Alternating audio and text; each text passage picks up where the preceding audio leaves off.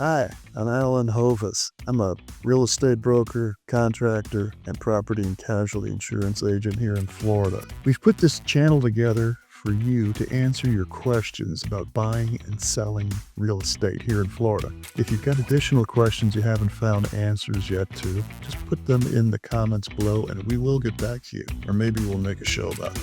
Thank you for watching.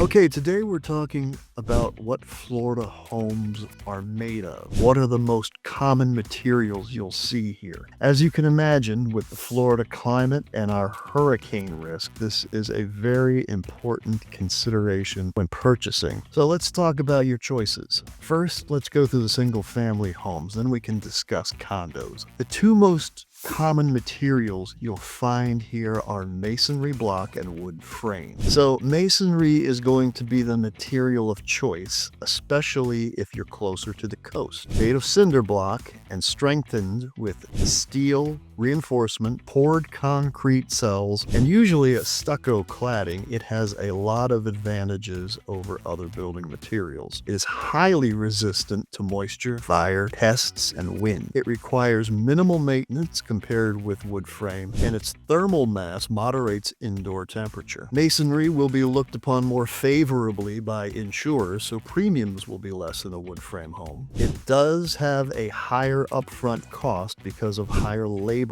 and material costs, so expect to pay more when purchasing an existing home if it is masonry as well. Now, masonry walls only provide poor insulation, so they supplement them with either sheet insulation or spray foam, but you may want to add additional insulation in the attic. Though concrete block is dominant, wood frame construction has a long history in Florida, particularly in older homes and some inland communities, and it is still widely used today. It has its own advantages, which are ease of construction. It's faster and much less labor intensive to build frame. It's also very flexible to remodel. The wall cavities allow for efficient insulation of bad insulation or foam, and it's generally less expensive to build and therefore less expensive to purchase an existing wood frame home. This is not a recommended building material for a high wind zone, especially a barrier island, and will not model well for insurance in those locations. Another building material and technique that has gained popularity here lately is masonry veneer. It combines the ease and lower construction cost of frame with an exterior wall covering of brick, stucco, stone, or hardy board, which has the appearance of wood plank siding without the drawbacks of wood. You see, hardy board is a cement product that is flexible and has no termite worries. These are usually rated by insurance companies somewhere between wood frame and masonry. Now, because of the cost of building a second floor with block, it's become popular to build a frame second floor over a masonry first floor. Different insurers look at these differently, so check with your agent before you offer, but the range is usually between 25 and 50% frame max to get the masonry discount on your premium. So how do you know when you're looking at a home what it's made of? Your real estate agent should be able to let you know from the MLS information, but there's also the county appraiser's website which should detail this, and as well you can always pound on the exterior wall. Masonry has a hard, solid thud, while frame will have a hollower sound. The masonry wall will be thicker as concrete block is 8 by 8 by 16 inches, while wood frame uses 2 by 4s or 2 by 6s for walls. What if you've got block on the first level but you're not sure about the second or third floor? Well, the easiest way is to open a window